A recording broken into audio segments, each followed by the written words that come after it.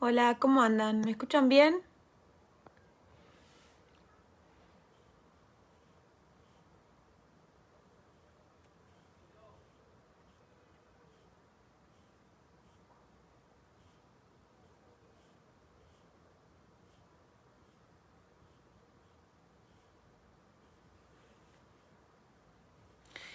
¿Les parece bien que aguardemos unos minutitos hasta que lleguen los demás compañeros y arrancamos? ¿Sí?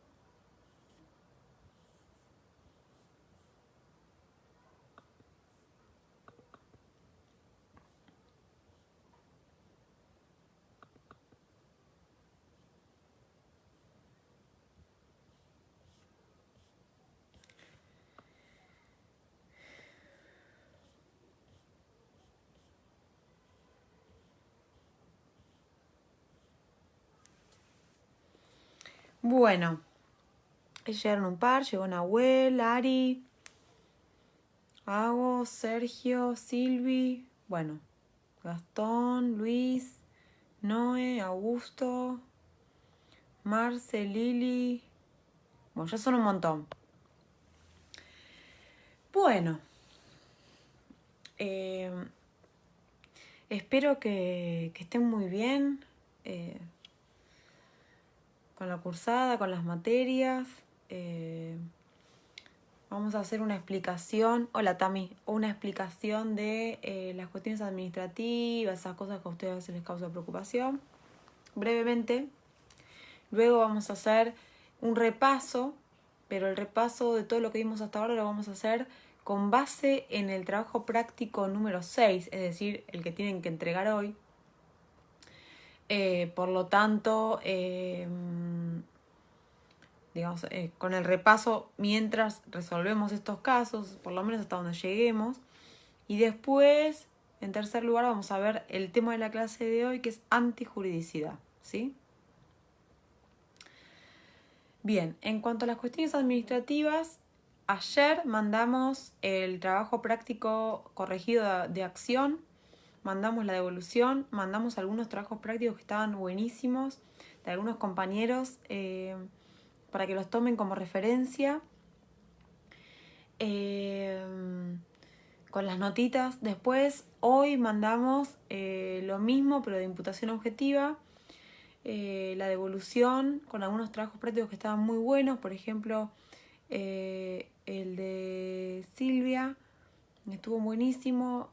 Se los adjuntamos en el trabajo. También el de Augusto, bueno, el de Ximena también estuvo muy bueno. Por lo tanto, bueno, ellos ya saben que por lo menos hasta acá vienen con los temas bastante aceitados y los demás, el resto de los mortales, nosotros sabemos que en esos trabajos prácticos tenemos las vías por las cuales podemos empezar a hacer caminar el tren para poder pulir un poquito nuestras soluciones de trabajos prácticos, que básicamente son importantes porque los casos que les damos son del estilo de casos que damos en el parcial, ¿no? Por lo tanto, como siempre les digo, pero lo repito porque a riesgo de ser insistente, prefiero decir algo 2 veces que no decirlo. Vieron que esto es ejercicios, como en el colegio matemática, que había que hacer 40.000 ejercicios para saber ecuaciones, geometría, había que ejercitar. Acá es lo mismo. La intención es que ustedes no vayan a practicar al examen y que sea la primera vez que resuelven un caso en el examen, ¿sí? Está bueno que ustedes tengan esa gimnasia antes de la instancia de evaluación y que lleguen con todo, con todas las armas posibles para que les vaya súper bien.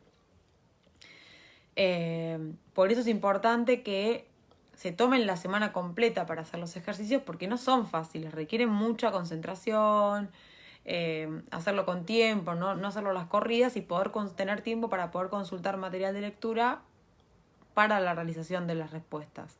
Si esto esperan hasta último momento, ahí no se respeta el propósito pedagógico de la actividad, que es que ustedes cuenten con una semana. Si lo pudieran hacer de un día para el otro, se los daríamos el lunes para que lo hagan de lunes para martes. Así que, bueno, como ya les mandé en el mail de ayer, ya tienen acción corregido, imputación objetiva corregido, y hoy tienen que entregar el trabajo práctico número 6, que es de tipicidad subjetiva, delitos culposos y delitos de omisión. Como les puse en el trabajo práctico, en el mail, como ya tenemos cubiertas el requisito mínimo de asistencia que exige la materia, los trabajos prácticos son optativos a partir del trabajo práctico número 7, que lo vamos a subir al Drive. Recuerden que tuvimos que migrar todo al Drive porque el Dropbox a muchos compañeros no les funcionaba.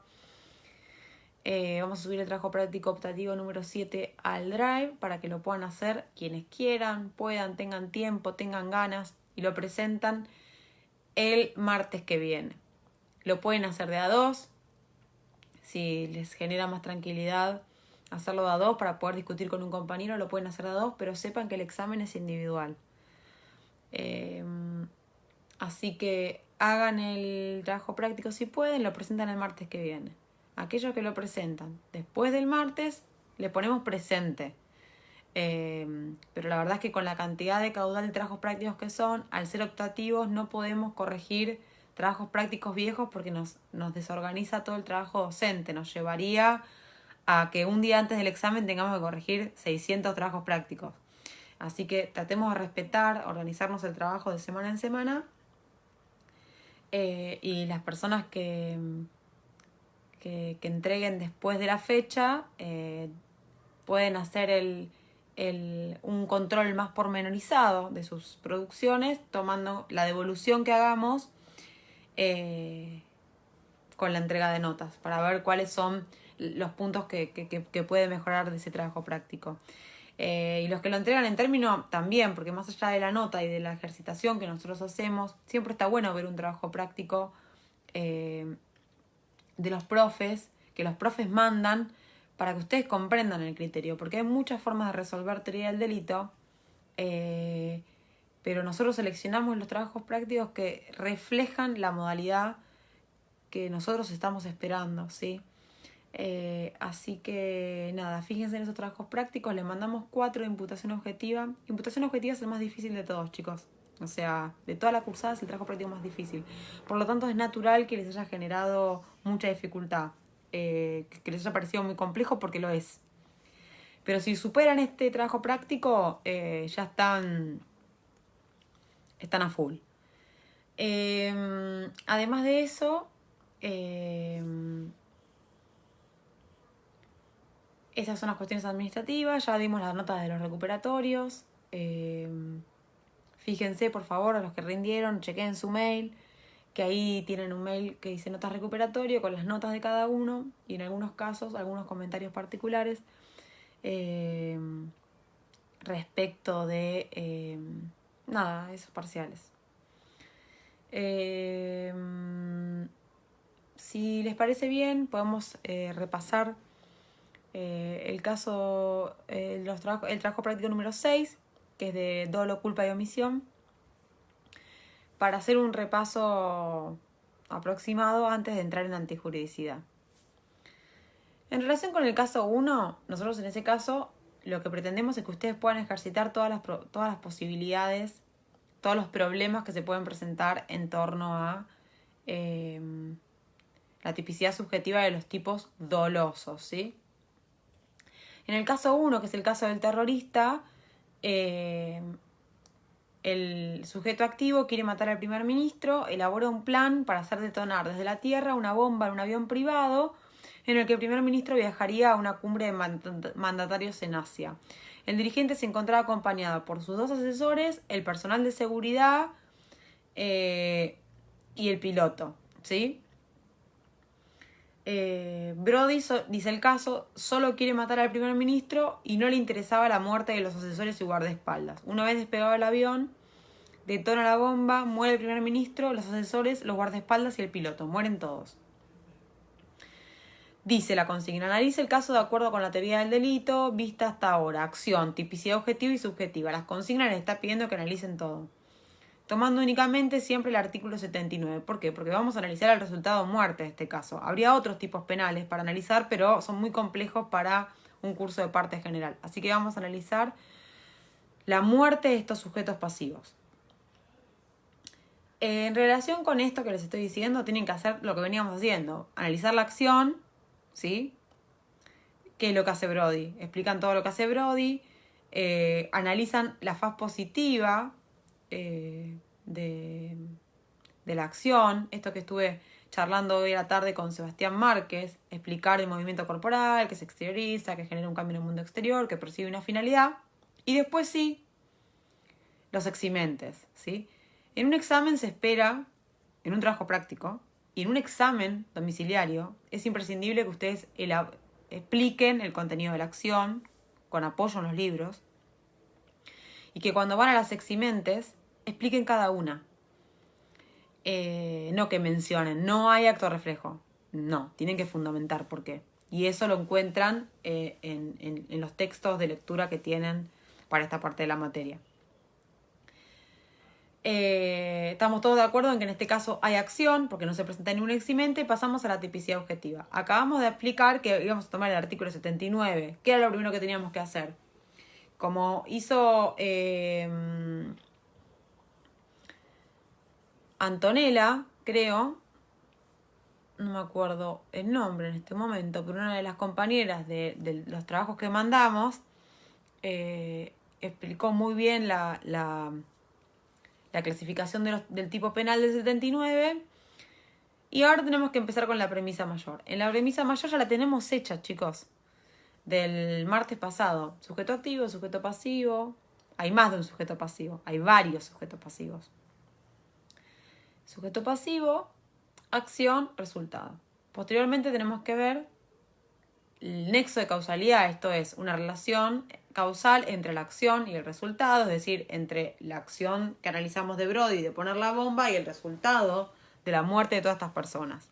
Creación de riesgo, concreción del riesgo en el resultado, causales eximentes de la imputación objetiva a imputación objetiva. Vamos ahora, paso rápido porque esto ya lo vieron, vamos a detenernos más en la tipicidad subjetiva, que es el tema de este ejercicio. En la tipicidad subjetiva de este caso tenemos que ver por una parte respecto de cada uno de los sujetos pasivos, ¿sí? ¿Cuál es el factor subjetivo, el dolo, si es que lo hay, del sujeto activo respecto de los sujetos pasivos? En relación con el sujeto activo,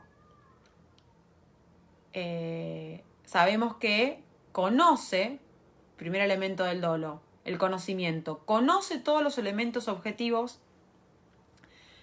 de la muerte de todas estas personas, ¿sí? Lo que varía en este caso es la voluntad. En cada uno de estos sujetos pasivos hay distintos grados. ¿Se acuerdan que el martes pasado yo les había hecho como el dolómetro? Ese termómetro de dolo, de más grave a menos grave, más intenso a menos intenso. Y acá es un caso en el que claramente se ve este dolómetro. ¿Por qué? Porque Brody, en el caso del primer ministro, tiene conocimiento, obvio, pero tiene una voluntad de un dolo de primer grado. ¿Por qué? Porque el resultado coincide exactamente con su intención. El plan que tiene en mente coincide con el resultado respecto al primer ministro. ¿Por qué? Porque es un dolo de propósito, es su propósito principal.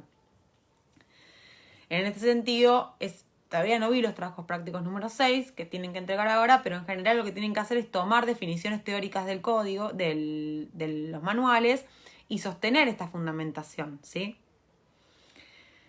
Ahora bien, con respecto a las demás personas, el caso les dice, Brody no quería, no le interesaba la muerte de los asesores y guardaespaldas.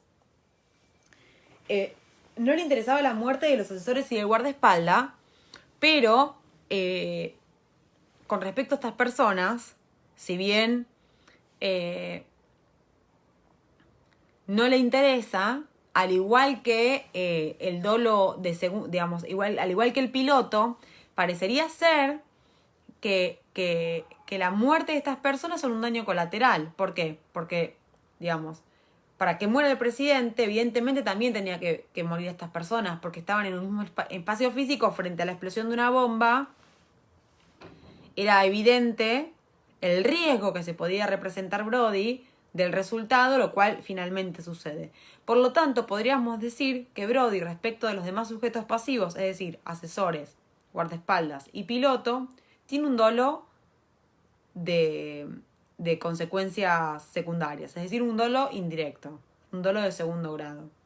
Podríamos decir también que tiene un dolo eventual respecto de los asesores y del guardaespaldas, y tiene, porque en realidad es un desinterés total respecto, no quiere que se mueran, y que tiene un dolo de consecuencias necesarias solo respecto del piloto, porque sí o sí, si quiere detonar un avión, tiene que haber un piloto que lo esté conduciendo. Por eso que ahí puede haber una discusión. Ambas están bien, en principio va a depender de la fundamentación que ustedes hagan en el caso y eventualmente en el parcial, y eso se hace con los materiales de estudio. Ahora bien, en la variante dice que el avión era un vuelo comercial que viajaban 110 pasajeros. El terrorista solo quería matar al primer ministro, pero quiere evitar la muerte de todas las demás personas, ¿sí?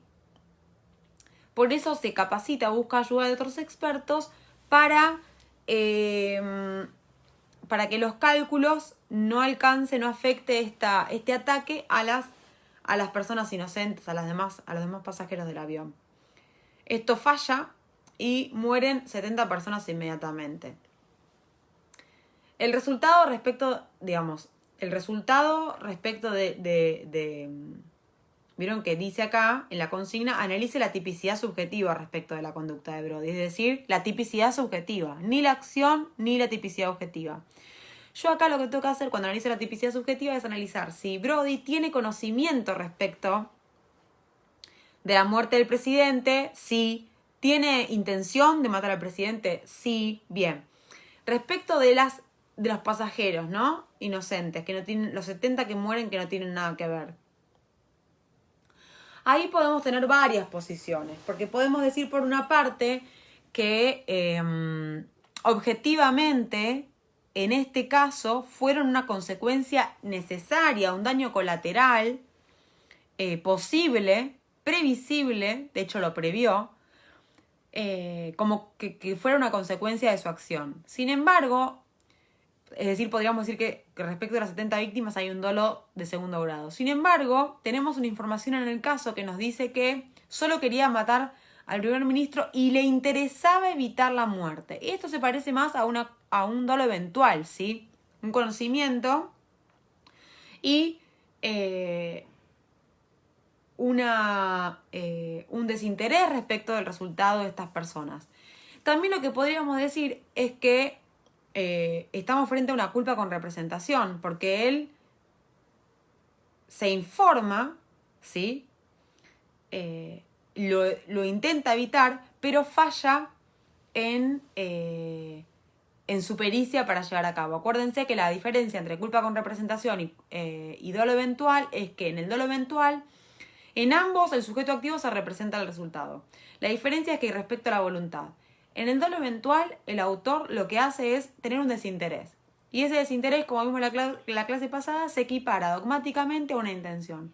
En cambio, en la culpa con representación hay el mismo conocimiento, pero el autor desea evitar el resultado. Por lo tanto, confía en sus habilidades para poder sortear ese resultado y que nadie salga lastimado. El tema es que ahí falla en la selección de medios, como habíamos visto respecto a los delitos culposos. Falla en la elección de las modalidades de desempeñar su conducta para que pase lo que efectivamente él quiere. Así que en relación con los pasajeros, podríamos decir que sí, que hay una culpa con representación también, pero sería un resultado un poco contraintuitivo, porque permitir que un terrorista se beneficie de este tipo de error parecería un poco injusto, ¿no? Como que frente a una conducta tan peligrosa, generadora de un peligro tan grande, sostener que puede ser una culpa con representación y no un dolo eventual o un dolo de consecuencias necesarias, sería un poco cuestionable. Sería una aplicación de la teoría problemática. En relación con la variante número 2, hola María. Dice, ¿cambiaría su respuesta si se logra demostrar que Brody no sabía que el avión era comercial, dado que recibió información falsa sobre el vuelo? Y acá parecería que tiene un error de tipo, ¿no? ¿Por qué? Porque respecto a los sujetos pasivos, que son el presidente y los pasajeros, 110 pasajeros o 70, no importa, él solo conoce que está dirigiendo la acción contra el presidente, no conoce que en los sujetos pasivos están todos esos pasajeros, y no es lo mismo un pasajero que 111. Por lo tanto, ahí sí hay un error de tipo respecto del sujeto activo de nuestro agente Brody, porque él desconoce la existencia de esas personas en el lugar. Por lo tanto, quien no conoce no puede desear. Él, al no conocer la presencia de esas víctimas, no puede nunca tener intención de lastimarlas. Y ahí hay un error de tipo. ¿Este error de tipo recae sobre un elemento esencial? Sí, la cantidad de víctimas, obviamente. Bien, ahora, ¿el error es vencible o invencible? Y parece que es bastante vencible en este caso. Si fuese invencible, excluye toda la tipicidad y queda impune, pero si es vencible, tenemos que evaluar si él hizo todo lo posible para evitar. En este caso, aparentemente dice que recibió información falsa. Es por eso que parecería ser que este error, por así decirlo, sería un error vencible porque suponemos que podría haber tomado algún tipo o esperamos respecto a una actividad lícita, por lo menos, que tome todos los recaudos necesarios. En este caso, donde todo el plan es ilícito, parecería ser que dejarlo impune respecto de la muerte de 70 personas también sería una aplicación contraintuitiva de la teoría, ¿no? Parecería ser que, en todo caso, él se pudo haber representado, ¿sí? Y ahí cambiamos la conjugación del verbo del dolo eventual. No es se representó, es se debió haber representado que el avión podía, tener otras personas que no quisiera matar. Y esa asunción de probabilidad lo hace portador del riesgo. Y quien porta el riesgo tiene responsabilidad, ¿sí? Bien. En la variante 3 les dice, Brod en realidad es un simple operador del aeropuerto. Su superior, Aisa Al-Fadi, el verdadero terrorista, le pide que lleve los carritos con las viandas al avión, lo cual se enmarcaba dentro de los protocolos.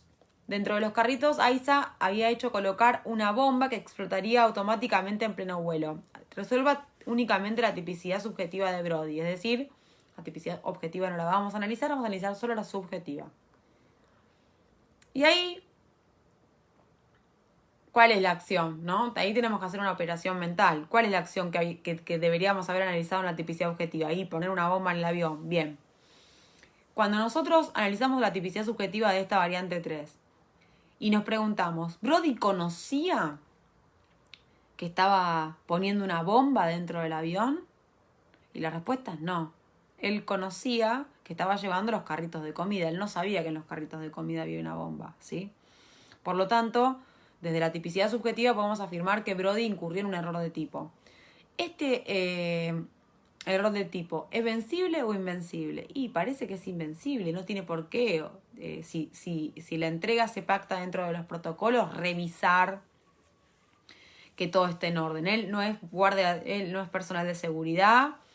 Y recordemos esto de la teoría de los roles. Dentro del marco de su rol se espera que, digamos, en todo caso, también podríamos hablar de un principio de confianza, ¿sí? Una buena respuesta en la variante 3 sería: no puedo analizar la tipicidad subjetiva porque no hay imputación objetiva por principio de confianza.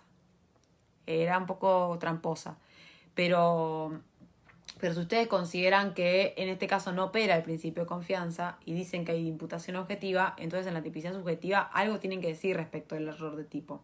Si no sale por una, sale por la otra. Y eso sería en relación con el primer caso, el caso del terrorista. Ahora veamos el caso 2, que es el caso del visitador médico. Este caso es un caso culposo, ¿sí? ¿Qué es lo que pasa?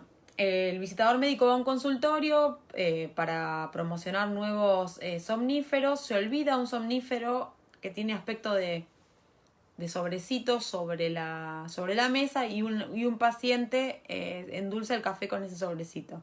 El tema es que este paciente es chofer de colectivo, entonces cuando vuelve al trabajo se queda dormido al volante y genera un accidente.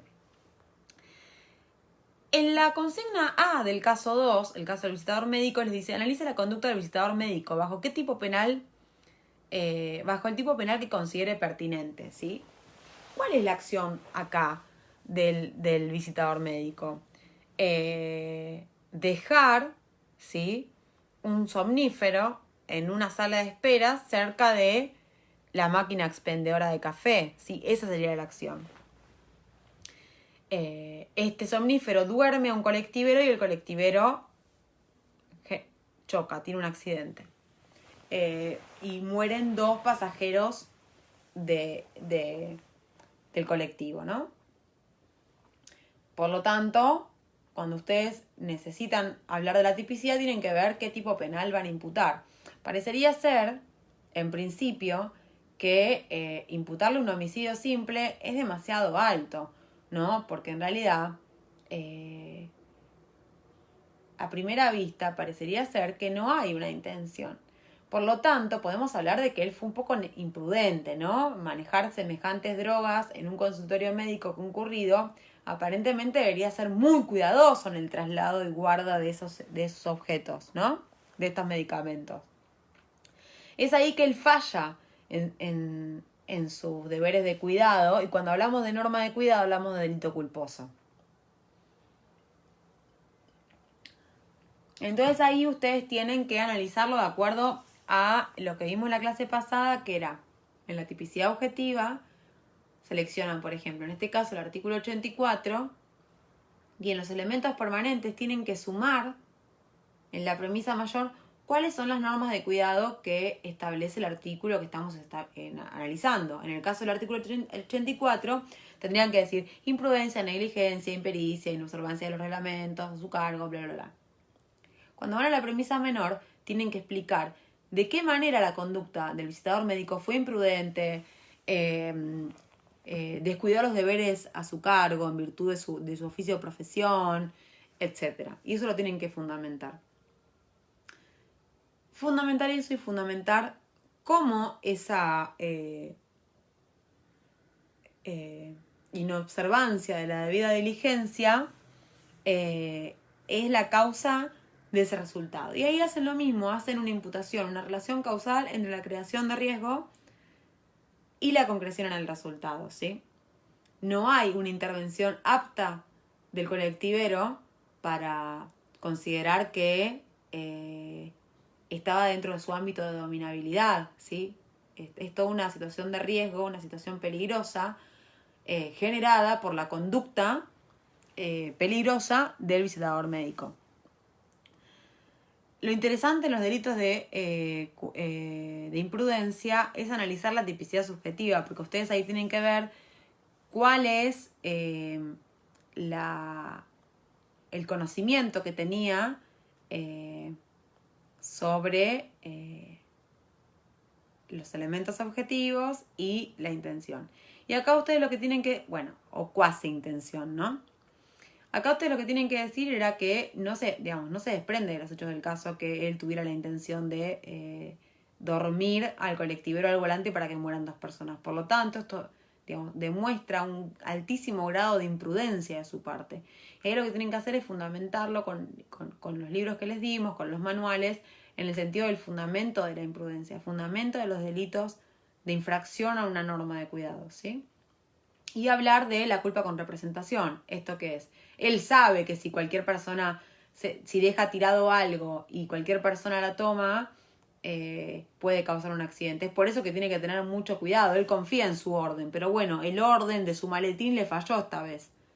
Y es en esa falla, esa disfunción de la elección de sus modos de conducta lo que genera el resultado. Y en cuanto a la conducta del chofer, también era tramposa porque tiene un estado de inconsciencia absoluta. Por lo tanto, es un eximente de la acción y al no haber acción nunca llegan a la tipicidad para seleccionar el tipo penal pertinente, ¿sí? Ustedes ya a esta altura están súper ejercitados y ejercitadas, ya saben que esto tiene que estar así. Y finalmente, el caso del andinista es una omisión impropia, es una omisión propia, ¿sí? El caso base del andinista. ¿Por qué? Porque es un simple artículo 108, una norma imperativa general para cualquier persona en esta apelación de la legislación de que seamos buenos ciudadanos y nos auxiliemos a nosotros en los casos en los que lo necesitamos. Ahí lo que tienen que analizar son 3 elementos, ¿sí?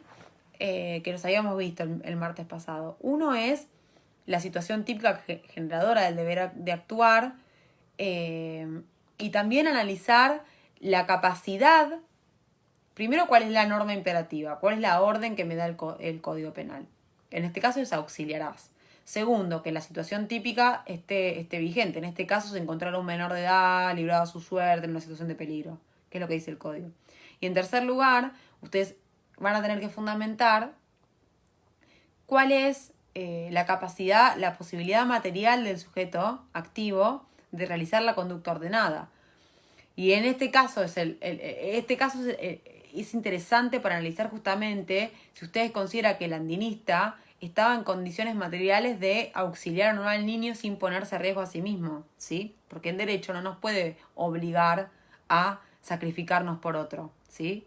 No hay como un deber de morir para salvar a un par. Ahí tenían que analizar el artículo 108 y desmenuzarlo. En relación con la consigna A, les pregunta si es comisiva, dolosa, culposa u omisiva. La respuesta es omisiva. 108 es un delito de omisión.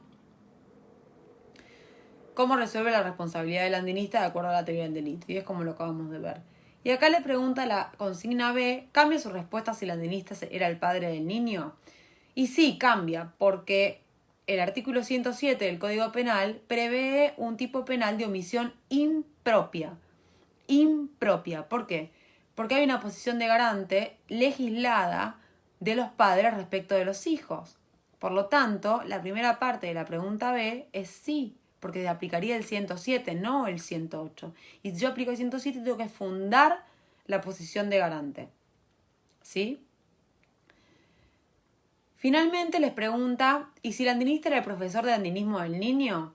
Y sí, también cambia la pregunta, porque en ese sentido es una omisión impropia del artículo 106, ¿sí? ¿Cuál es la fuente de esta posición de garantía? El contrato. Cuando se contrata un profesor de andinismo, se supone que es el encargado de explicarle al niño, de tenerlo bajo su guardia y que no se le pierda, como en los colegios, por ejemplo. Es por lo tanto que hay una posición de garantía cuya fuente es el contrato y que estaría siendo incumplida por el andinista si al ser su profesor lo abandona. Él lo lleva y lo abandona. Ahí habría una situación típica que genera el deber de actuar, una infracción a la posición de garante. Y finalmente, lo interesante en el caso del andinista en todas sus variantes es el esfuerzo que les va a generar a ustedes justificar la capacidad material del sujeto activo de cumplir con la orden normativa, ¿sí?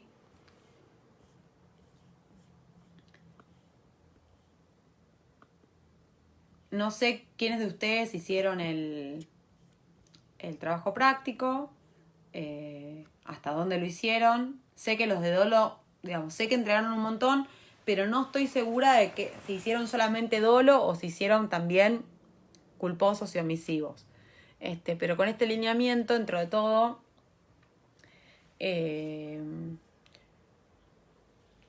supongo que los que lo hicieron se pueden orientar, y si no, seguramente alguno de los trabajos resueltos lo abordó. Hacemos como siempre, les mandamos para que lo puedan ver.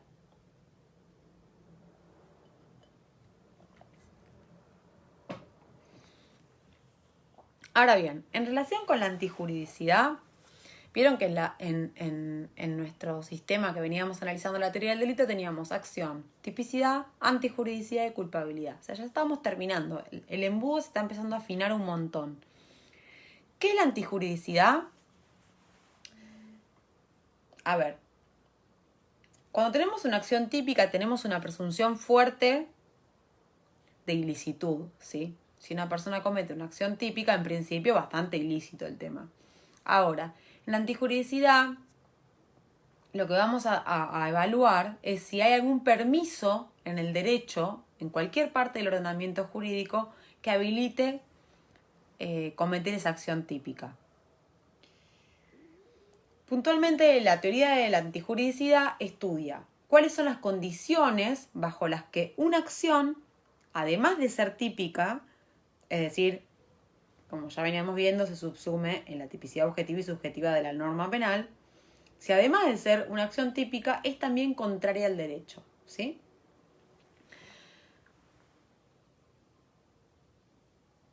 ¿Por qué decimos esto de la presunción de ilicitud? Porque la tipicidad de la que nosotros arribamos hasta ahora, tipicidad objetiva y tipicidad subjetiva, permite presumir que la conducta es ilícita.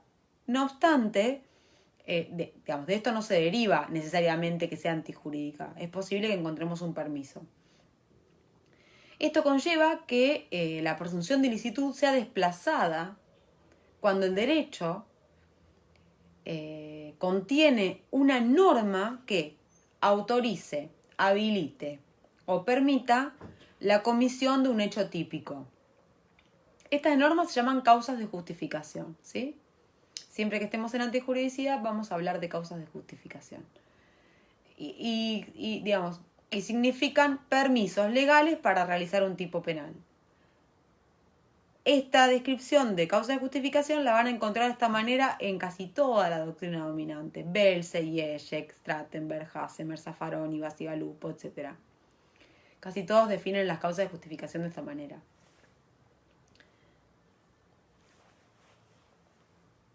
Entonces, una acción típica es antijurídica si y solo si, buscando en el ordenamiento jurídico, no encontramos ninguna otra norma que lo ampare o lo permita. Es decir, que la antijuridicidad significa o es equivalente a ausencia de justificación. Antijuridicidad igual ausencia de justificación. Hay dos tipos de causas de justificación. Una son las que están contempladas en todos los tipos de la parte especial. Es decir, en la parte general están establecidas cuáles son las causas de justificación en el artículo 34 y que se aplican a cualquier delito. Pero también hay algunas causas de justificación que están previstas para la aplicación específica de un tipo penal. Por ejemplo, el artículo 86, inciso primero, que se regula una causa de justificación de estado de necesidad dentro del tipo penal de aborto, ¿sí? Respecto del primer grupo, que es el que más vamos a ver, aquellas que están legisladas en general, Si vemos el artículo 34 del Código Penal, en el inciso tercero, habla del estado de necesidad, ¿sí? El artículo 34, inciso cuarto, primera parte, habla del cumplimiento de un deber. El artículo 34, inciso cuarto, infine, habla del ejercicio de un derecho. El artículo 34, inciso sexto, habla de la legítima defensa propia. Y el artículo 34, inciso 7, de la legítima defensa de un tercero. Esas son las causas de justificación que vamos a aplicar. Obediencia debida no lo vamos a ver porque no es una causa de justificación válida, ¿sí? Entonces tenemos estas 5 causas de justificación que las vamos a ver a continuación.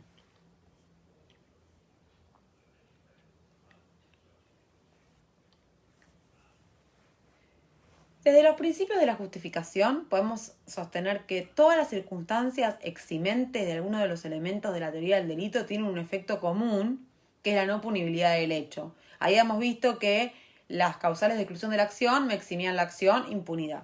Las causales de exclusión de la imputación objetiva me excluían el nexo de causalidad, atipicidad, impunidad. En este caso, la presencia de una causa de justificación es un eximente de la antijuridicidad. Es un eximente que habilita la juridicidad de la acción típica. Ahora bien, esta antijuridicidad tiene efectos específicos. ¿Cuáles son las características de la causa de justificación? Primero son numerus clausus, como habíamos visto con los delitos de omisión y los delitos de culposos. Son solamente las causas que dice el Código Penal en el artículo 34. No podemos inventar otras causas de justificación que nos parezcan. Puede darse que, digamos, en la evolución social haya otros motivos que eliminen la antijuridicidad del hecho típico, pero que no se encuentran estipuladas en el derecho positivo. En este caso pueden recurrirse a causas supralegales para algunos autores como Bauman o Bacigalupo. No obstante, nosotros lo vamos a analizar en la culpabilidad, ¿sí? No vamos a tener en cuenta estas causas sociales. Vamos a tener en cuenta solamente las causas normativas del artículo 34. Se los aclaro por si lo encuentran en Bacigalupo. Hay varias teorías, ¿no? Que discrepan en cuanto a la determinación de los principios de las causas de justificación. Las teorías monistas responden a un solo principio, es decir, que la realización de la conducta supone más utilidad que daño social, ¿sí? Esto lo dice Sauer, que dice, vamos a permitir la acción típica porque el resultado de la acción típica produce más utilidad que daño social, ¿sí? Las teorías dualistas sostienen que no se puede concentrar todas las causas de justificación en un único principio, sino que se aceptan varios principios básicos. Por ejemplo, la ausencia de interés de la víctima o el consentimiento de la víctima, el interés preponderante, por ejemplo, que se da en el estado de necesidad, la colisión de bienes. Ante la colisión de bienes jurídicos se puede otorgar preeminencia a unos que se consideran más valiosos sobre otros. ¿Se acuerdan que habíamos visto esto en la variante 1 del caso de imputación objetiva cuando hablábamos de una equiparación de conductas entre la víctima y el sujeto activo, que decíamos que íbamos a estar a favor de la víctima en vez que el imputado? Bueno, este es un caso de colisión.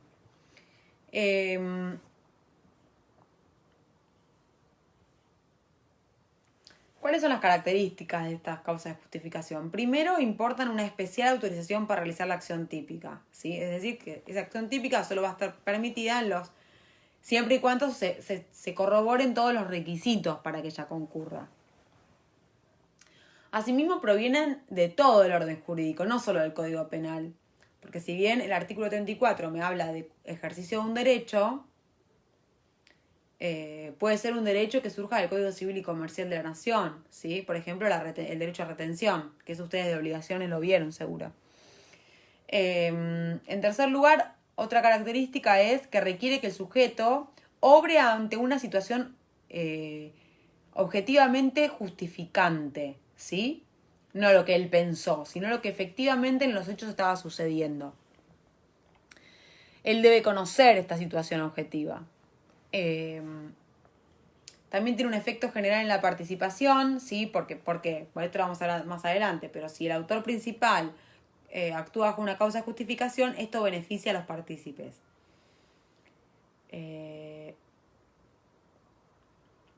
La creación intencional de una causa de justificación, la creación intencional de una situación justificante impide al autor ampararse en ella. Es decir, si el sujeto activo crea la situación de peligro para simular una causa de justificación y beneficiarse, no va a poder oponerla, digamos, no va a ser una defensa válida. Y en séptimo lugar, en séptima característica, la acción del autor tuvo que haber sido estrictamente necesaria, ¿sí? El contenido de necesidad es muy importante para las causas de justificación.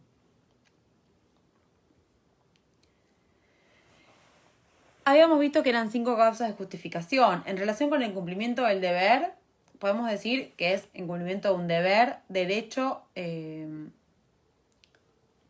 el cumplimiento de un deber es deber en sentido estrictamente jurídico, ¿sí? Esto es un deber normativo, no un deber ético, moral. Es un deber funcional normativo. Por ejemplo, cuando un agente de la fuerza de seguridad ingresa a un domicilio que no es el suyo porque tiene una orden de allanamiento, ¿sí?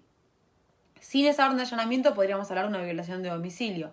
Pero como él está haciendo un cumplimiento de deber, esa acción es típica pero antijurídica. Otro ejemplo puede ser la obligación de los policías de detener delincuentes. Si yo agarro a una persona, me la meto en el auto, la llevo a otro lugar, podemos hablar de una privación de la libertad. Pero si esa privación es por cumplimiento de un deber del policía de interceptar y prevenir la comisión de delitos, esa acción típica sería antijurídica. No sería antijurídica. En relación con el ejercicio de un derecho, justamente esto que les explicaba, un derecho que puede estar en cualquier parte del ordenamiento jurídico que me habilita a realizar una acción típica. Por ejemplo, supongamos que yo tengo un taller mecánico y viene mi cliente, me deja el auto, me dice cuánto sale el arreglo de chasis o lo que sea. Tanto, le digo, 3.000 pesos, perfecto. Vení en una semana. Viene a la semana mi cliente y me dice, mirá, yo los 3.000 pesos no los conseguí, así que me voy a llevar el auto. Yo le digo, pero yo el auto ya te lo arreglé, ya hice mi trabajo, quiero el precio de mi prestación. Y el otro me dice, no te lo voy a dar, me voy a llevar el auto porque está bajo mi titularidad, es mi propiedad. Si yo retengo el vehículo, ¿sí? Me apodero de ese vehículo, podríamos hablar de una acción típica. No obstante, actúo bajo una causa de justificación que es el derecho de retención que me da el derecho privado, ¿sí? El derecho civil. Retener el bien hasta que se me pague el precio de la obligación. En el caso de la legítima defensa, decimos que es la reacción necesaria y racional contra una agresión inminente y no suficientemente provocada. Es decir, que cuando yo hable de legítima defensa tengo que siempre desarrollar esto que les voy a decir. Reacción necesaria y racional, esto se me desprenden. Proporcionalidad y necesidad del medio empleado. Es decir, si viene alguien a atacarme con un lápiz y le pego 5 tiros, ahí no hay proporcionalidad y no hay necesidad. Agresión inminente, es decir, no me puedo defender por las dudas. No me puedo defender por las dudas y no me puedo defender de un hecho de hace 2 días, ¿sí? Tiene que ser en el momento. Y no tengo que provocar. Si yo le pego a una persona o le apunto con un arma y la persona me ataca, yo ahí provoqué en realidad. Por lo tanto, si yo se la devuelvo, no estaría actuando bajo legítima defensa. Es una defensa ilegítima. El fundamento de la legítima defensa es que ni la persona agredida ni el ordenamiento jurídico deben ceder ante lo ilícito, ¿sí? Por eso es que una persona que está siendo víctima de un ilícito se puede defender. Esto cumple una función de reafirmación del derecho individual y social, según Roxin.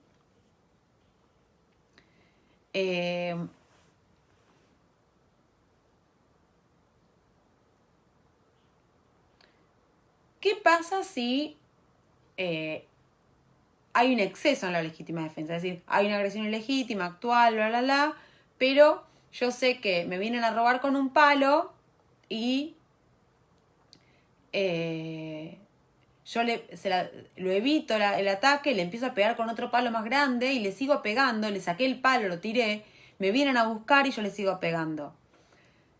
Evidentemente no le sigo pegando para repeler el ataque, porque el ataque ya lo neutralicé.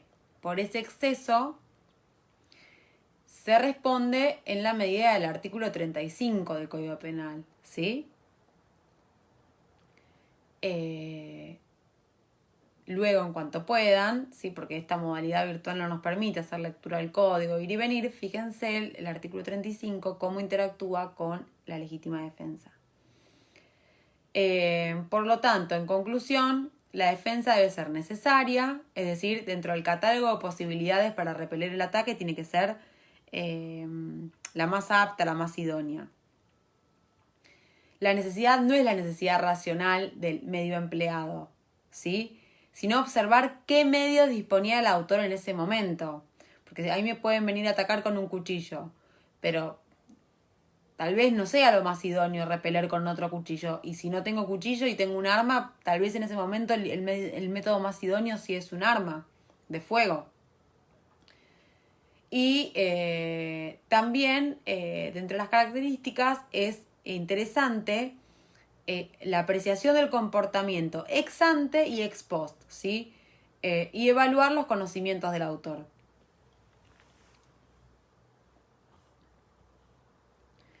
Por lo tanto, hay, en definitiva, 3 requisitos que ustedes tienen que analizar en la legítima defensa. El primero es la agresión actual e ilegítima. ¿Qué es la agresión? Es una amenaza de lesión a un bien jurídico. Este peligro tiene que ser generado por un ser humano, es decir, no por un hecho de la naturaleza, no por un animal, por ejemplo. El agresor puede ser cualquiera, ¿sí? La persona de la cual yo me defiendo en legítima defensa puede ser cualquiera, un inimputable, un menor, etc. Tiene que ser una persona. Esta agresión tiene que ser ilegítima, es decir, si alguien me agrede, no tengo no tengo el deber de tolerar, ¿sí? Porque justamente esa agresión es ilegítima. La agresión puede ser dolosa o culposa. A mí no me importa. Si me vienen a agredir, yo me puedo defender sin tener que evaluar previamente si esa agresión es dolosa o culposa. Esta defensa que yo hago la puedo hacer para impedir o repeler, ¿sí? La agresión. Pero siempre tiene que ser actual, inminente, ahora. No se exige la inmediatez temporal, sino que la voluntad del agresor sea inequívoca. Y por último, respecto de la agresión actual e inminente, si no podemos hablar de legítima defensa si la agresión ya está consumada. Es decir, la defensa legítima solo puede ser desempeñada de manera previa a la consumación del ataque de mi agresor. En segundo lugar, además de esta agresión actual e inminente, tenemos que hablar de la necesidad racional del medio empleado. Y esto exige un examen de proporcionalidad entre la conducta defensiva y la del agresor. ¿Sí? Eso lo van a ver caso por caso. El medio empleado es racional solo si es proporcional a la potencialidad defensiva desplegada por el agresor, ¿sí? Muchas veces pasa que un medio eficaz puede ser desproporcionado. Si a mí me vienen a robar con con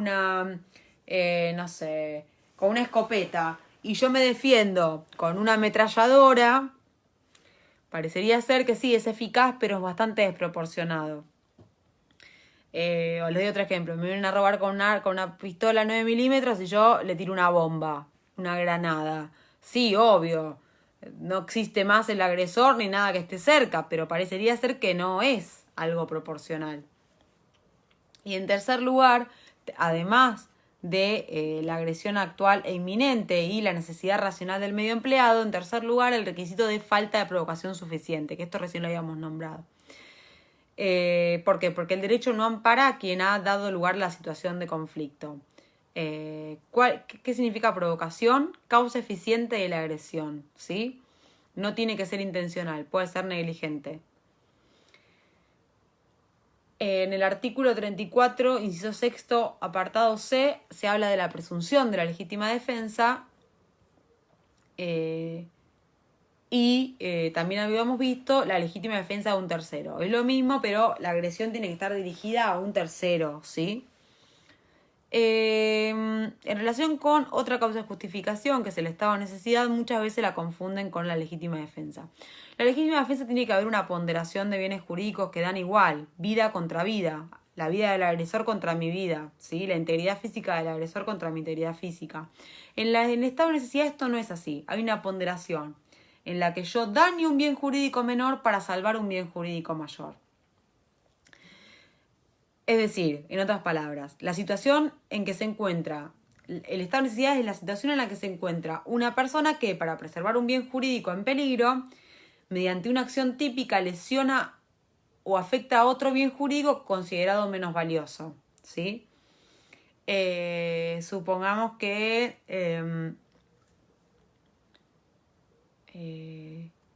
me quedo encerrada en un ascensor y hace un día que no me pueden sacar. Y vienen los del mantenimiento y para poder sacarme rompen el ascensor, ¿no? Parecería ser que eso es el delito de daño, que está previsto en el Código Penal, pero que es un bien jurídico menor, integridad del ascensor, por así decirlo, versus mi integridad física, mi vida, mi salud. Para preservar mi vida, dañan un bien jurídico menor.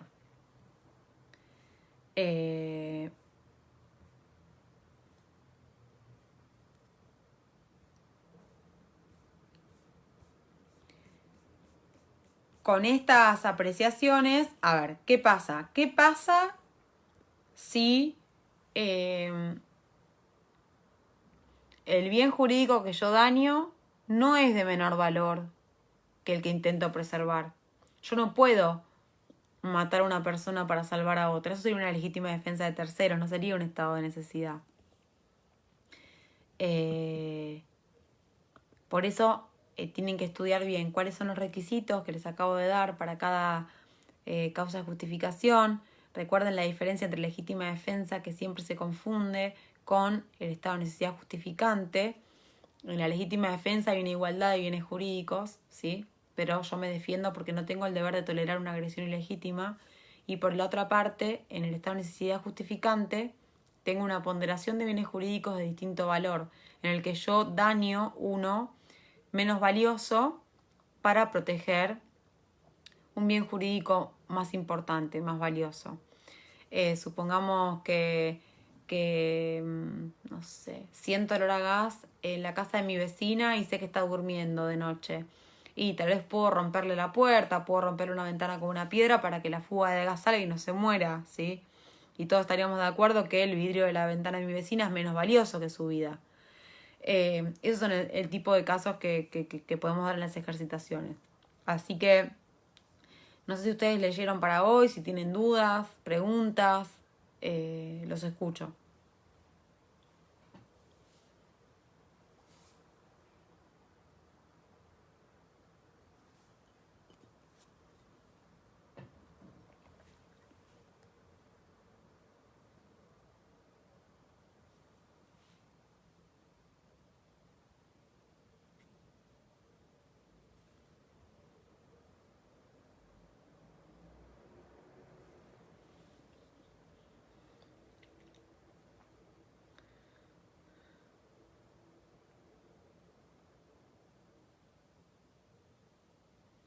¿Me escuchan bien o está con un poquito de delay la transmisión?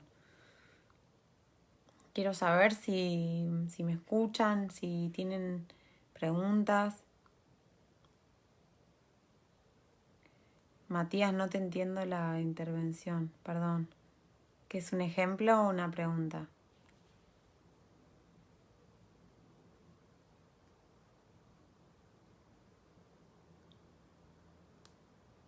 Ahí entendí, es un chiste. Bueno. En realidad la antijuridicidad no plantea muchos problemas. Con lo único que pueden tener problemas es con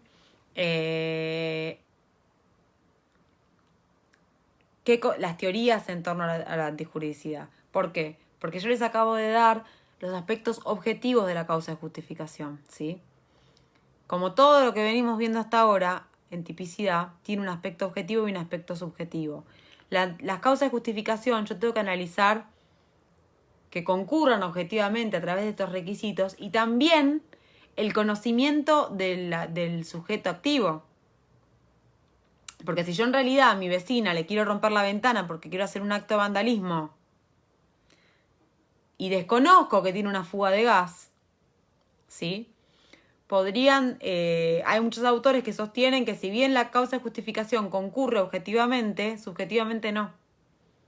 Entonces es una conducta típica y antijurídica.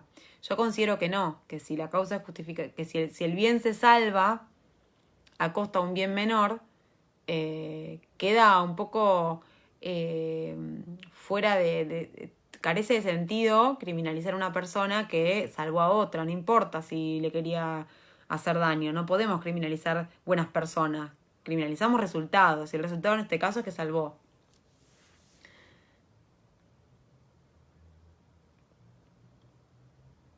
Emoción violenta no va en estos temas, Nahuel.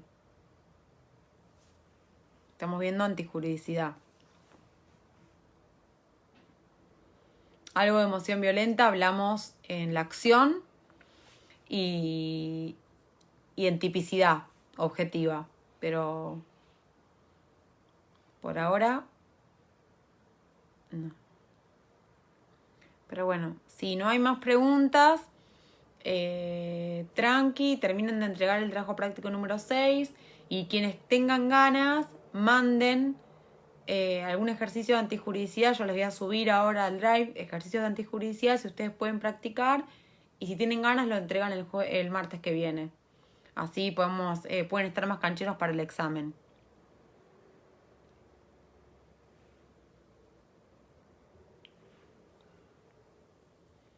Bueno, que descansen y que tengan buenas noches. Chao.